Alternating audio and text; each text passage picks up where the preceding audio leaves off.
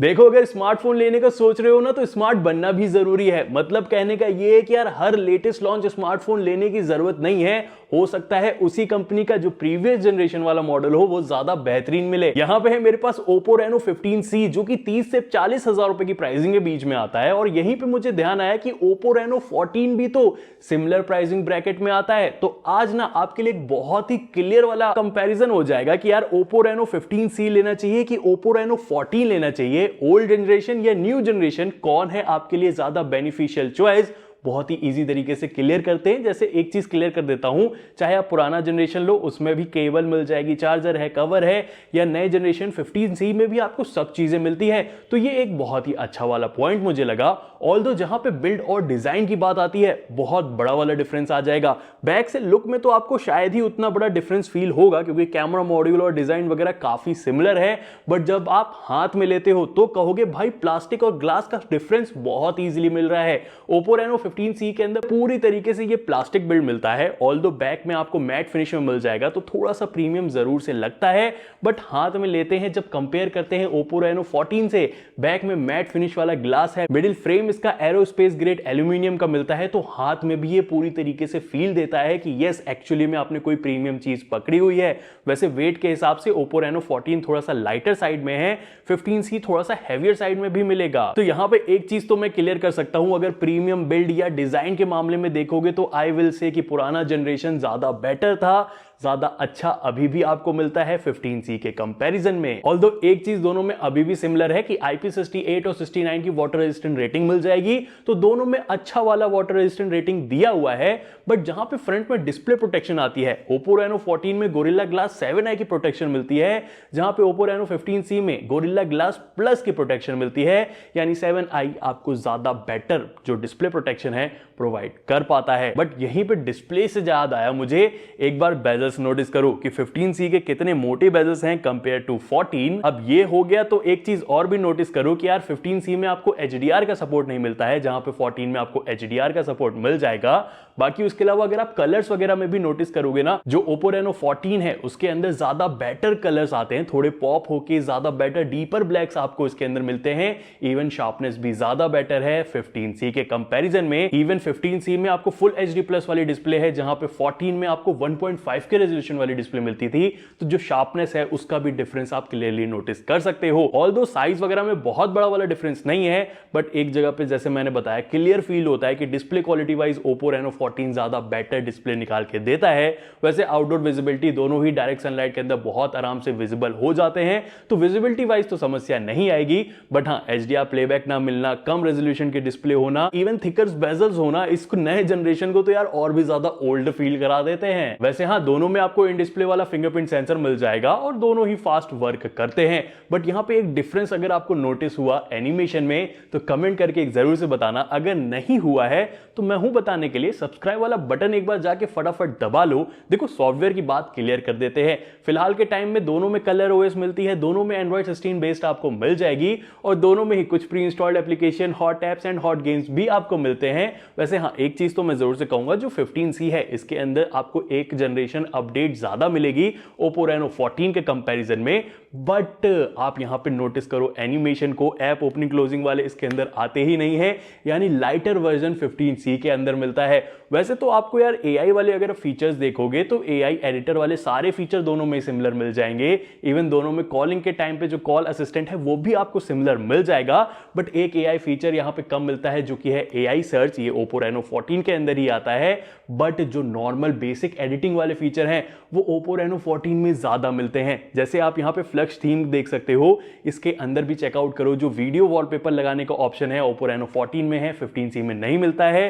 ज्यादा better clock की customization जो है 14 में मिलेगी, 15C में नहीं आती है।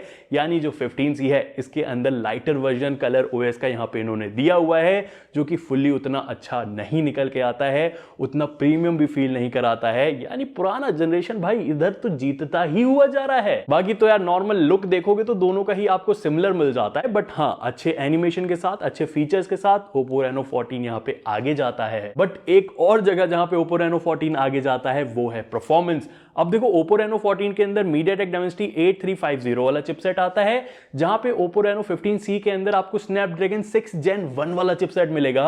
6 Gen 1 हम देख चुके हैं 15,000 रुपए तक की प्राइसिंग में, और ये बहुत पुराना चिपसेट हो गया है। अब सबसे पहले आप Antutu स्कोर पे नजर डालोगे तो यहां पे थोड़ी चीज आपको क्लियर होगी कि 14 ज्यादा बेटर स्कोर करता है।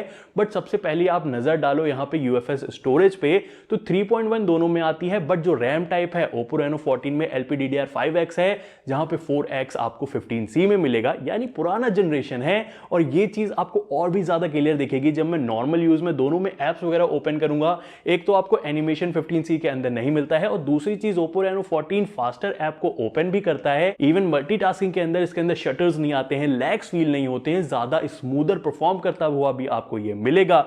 ये चीज मुझे और भी ज्यादा क्लियर हुई ना जब मैं आउटडोर में फोटोज वगैरह क्लिक कर रहा था, वहां पर भी मैंने नोटिस करा 14 ज्यादा बेटर ऑप्टिमाइज और ज्यादा फास्टर फोटोज वगैरह को क्लिक करता है 15C के कंपैरिजन में। यानी डे टू डे यूज के अंदर भी क्लियरली नोटिस हो जाता है कि 15C उतना अच्छा प्रोसेसर लेके नहीं आता है, उतनी अच्छी ऑप्टिमाइजेशन नहीं लेके आता है, जहां पे Oppo Reno 14 काफी फास्टर है, काफी स्मूथ आपको जो एक्सपीरियंस है ये देने वाला है। इवन जहां गेमिंग की बात आती है, BGMI मैंने दोनों में टेस्ट करा, 15C के अंदर सिर्फ 60 FPS अनलॉक मिलता है, जहां पे Oppo Reno 14 Pro में आपको 90 FPS अनलॉक मिल जाएगा। एंड इजीली मैं कह सकता हूं 90 FPS वाली स्मूथ गेमिंग आपको Oppo Reno 14 इजी तरीके से करा देगा, जहां पे 15C भाई 60 FPS में भी काफी जगह पे ड्रॉप्स वगैरह आपको मिल जाते हैं। तो परफॉर्मेंस वाइज भी यार Oppo Reno 14 आगे चला जाता है।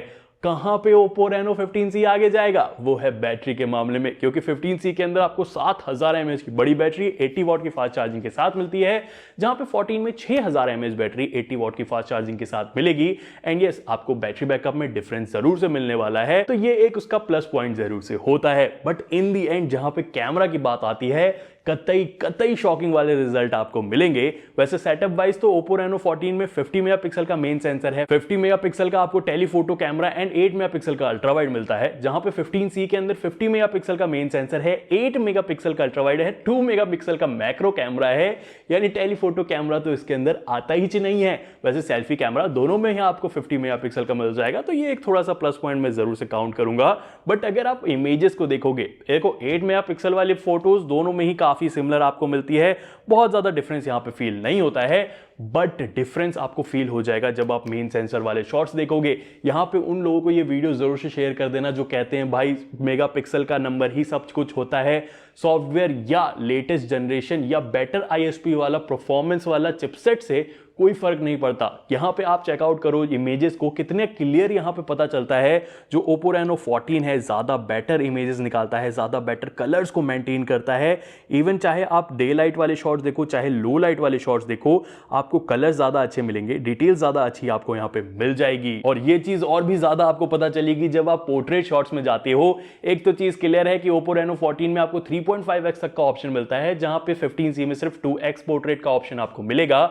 और अगर आप 3.5x के और 2x के शॉट को कंपेयर करोगे तो ऑफ कोर्स 3.5x ज्यादा डेप्थ के साथ, ज्यादा बेटर HDR मैनेजमेंट के साथ शॉट्स निकालता है, ज्यादा अच्छे कलर्स इसके अंदर मिलते हैं। जहां पे यार ये जो 15C है भाई HDR को मैनेज नहीं कर पाता है, पोर्ट्रेट मोड का एज डिटेक्शन तो बहुत ही ज्यादा पुअर है। ये चीज आपको लो लाइट के अंदर और भी ज्यादा एविडेंट नोटिस हो जाएगी कि यार 15C is just not a suitable phone for camera. मतलब 14 में बहुत तगड़ा काम करा है कैमरा के मामले में, 15C तो भाई उसके आसपास भी नहीं आ पाता है। इवन 15C के अंदर मैंने एक चीज नोटिस करी है कि शटर स्पीड बहुत स्लो है। मतलब 2x वाले कुछ शॉट देखोगे मेरे फेस की जगह नीचे पैर को इसने कैप्चर कर लिया है, और जबकि मैंने बहुत स्टेडी शॉट्स क्लिक करे हैं, इसके अंदर शटर स्पीड काफी स्लो है, जिसको फिक्स करे तो और भी ज्यादा बेटर होगा। वैसे सेल्फी कैमरा वाइज भी नोटिस करोगे दोनों में 50 मेगापिक्सल है। ऑल्दो जो कलर्स का एडजस्टमेंट वगैरह है यहां पे मैंने नोटिस करा है जो 14 है उसमें ज्यादा बेटर देखने को मिलता है, उसमें थोड़ा हाईलाइट ज्यादा बेटर आते हैं। पोर्ट्रेट मोड का एज डिटेक्शन उसमें काफी ज्यादा बेटर आता है, जहां पे 15C में यार पोर्ट्रेट का एज डिटेक्शन ऐसा लगता है कि 15,000 रुपए वाले स्मार्टफोन से क्लिक करी हो, बहुत ही एवरेज एंड पुअर लुकिंग वाला आपको मिलता है इसके अंदर। बाकी एक और चीज आपको बता दूं, जहां वीडियो रिकॉर्डिंग की भी बात आती है, Oppo Reno 14 आपको 4K 60 FPS तक रिकॉर्ड कर सकता है, जहां पे 15C सिर्फ 4K 30 FPS तक ही रिकॉर्ड कर पाता है। FPS देखने को मिलेगा। देखो इस टाइम पे मैं वीडियो रिकॉर्ड कर रहा हूं जब सूरज देवता ढल चुके हैं, तो यहाँ पे आपको एक्चुअल रिजल्ट देखने को मिलेगा, कौन ज्यादा बेटर तरीके से एनहेंस कर पा रहा है, किसमें ज्यादा ग्रेन्स मिल रहे हैं, कम लाइटिंग के अंदर कौन ज्यादा बेटर परफॉर्म कर पा रहा है। अच्छी चीज ये है Oppo Reno 14 जो है 4K 60 FPS में रिकॉर्ड कर रहा है, ये एक ज्यादा बड़ी चीज होती है, ज्यादा बेटर डिटेल के साथ आती है। तो आप यहाँ पे क्लियर रिजल्ट देख सकते हो कि कैमरा में वीडियो के मामले में ओवरऑल कौन बेटर आता है। इवन Oppo में HDR वीडियो का भी आपको सपोर्ट मिल जाता है। और एक चीज अच्छी भी है कि यार Oppo Reno 14 में रिकॉर्ड करते करते आप 3.5x टेलीफोटो कैमरा के अंदर जूम कर सकते हो, ये वाला ऑफकोर्स। अब देखो टेलीफोटो कैमरा है तो 3.5x में हम जूम भी कर सकते हैं, तो वो एक प्लस पॉइंट में है। वॉइस एनहेंसमेंट का भी ऑप्शन इसके अंदर मिलता है, तो वीडियो रिकॉर्डिंग वाइज भी Oppo Reno 14 ज्यादा बेटर निकल के आ रहा है। और ये वाली चीज आपको सेल्फी कैमरा में और भी ज्यादा क्लियर हो जाएगी, क्योंकि यहाँ पे भी 4K 60 FPS का सपोर्ट Oppo Reno 14 में मिलता है, जहां पे सिर्फ 4K 30 FPS 15C में आप कर सकते हो। इसमें Oppo Reno 14 में है, जहां पे 15C के अंदर आपको सिर्फ 4K 30 FPS का ऑप्शन मिलता है। और यहाँ पे आप एक चीज क्लियर देख सकते हो, बैकग्राउंड में देखो HDR मैनेजमेंट कितना बेटर है 14 के अंदर, जहां पे 15C भाई मैनेज ही नहीं कर पा रहा है। पीछे बिल्डिंग देखो पूरी वाइट वॉश देखने को मिल रही है, जो कि बिल्कुल भी अच्छी नहीं लग रही है। आप जरूर से बताना कमेंट करके कि इस लाइटिंग कंडीशन के अंदर किस, और यहाँ पे भी HDR मैनेजमेंट हो या ज्यादा बेटर डेप्थ के साथ वीडियो रिकॉर्ड करना हो, Oppo Reno 14 भाई क्लियर विनर यहाँ पे निकल के आता है। वैसे तो जहाँ पे स्पीकर्स की भी बात रही, दोनों में डुअल स्टूडियो स्पीकर्स मिलते हैं, बट ज्यादा लाउडर ज्यादा बेसियर स्पीकर आपको 14 में मिलेगा। हैप्टिक्स वगैरह भी 14 की आपको स्लाइटली बेटर देखने के लिए मिलती है। मतलब अगर आपको क्लियर कट बोला जाए ना, अगर आप दोनों में से कंफ्यूज थे, यहाँ पे मैं इजीली आपको रिकमेंड करूंगा कि भाई अगर आपका बजट है, Oppo Reno 14 इज अ ज्यादा better device to get over Oppo Reno 15C। मतलब 15C को निकालने की जरूरत क्या थी इतने पुराने प्रोसेसर के साथ, इतने अंडर परफॉर्मिंग कैमरा के साथ, मुझे तो समझ में नहीं आया। क्योंकि Oppo Reno 14 क्लियरली अभी स्मार्टफोन में अगर आपको लेना है, बहुत अच्छी चॉइस निकल के आती है। बाकी तो चीजें भाई आपके ऊपर है। वीडियो पसंद आई है तो जरूर से लाइक कर देना, इधर प्रोडक्ट वगैरह को टैग भी कर दूंगा, if you want to buy आप उनको चेकआउट भी कर लेना। मिलूंगा नई वीडियो के साथ, till then take care, bye bye.